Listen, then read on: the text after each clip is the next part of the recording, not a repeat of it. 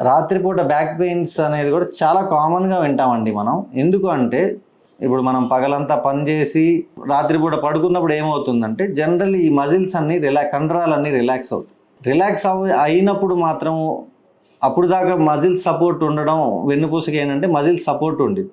Night మనం పడుకున్న తర్వాత ఈ మజిల్స్ అనేవి రిలాక్స్ అయిపోయాక అప్పుడు కొంచెం ఏంటంటే నార్మల్గా కదలాల్సి ఈ సపోర్ట్ లేకపోవడం వల్ల, కండరాల సపోర్ట్ లేకపోవడం వల్ల లోపల ఉన్న జాయింట్స్ కానీ ఇట్లాంటివి కదలాల్సిన దానికన్నా కానీ ఎక్కువ కదులుతుంది.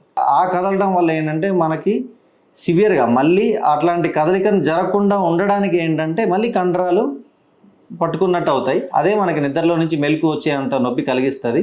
వెన్నుపూస నొప్పి వల్ల ఖచ్చితంగా రోజు మీ స్లీప్ డిస్టర్బ్ అవుతుంది అంటే మాత్రం ఖచ్చితంగా దానికి సంబంధించినటువంటి ఇన్వెస్టిగేషన్స్ చేసుకుని డాక్టర్ గారిని కలవాలి. మెడ్ ప్లస్ లో అదే మెడిసిన్ అదే క్వాలిటీ, మార్కెటింగ్, డిస్ట్రిబ్యూషన్, ఇంకోటి అంటూ వీళ్ళకి అదనపు ఛార్జీలు ఉండవు. అందువల్లే 50 to 80% డిస్కౌంట్ లో మనకు అందిస్తున్నారు.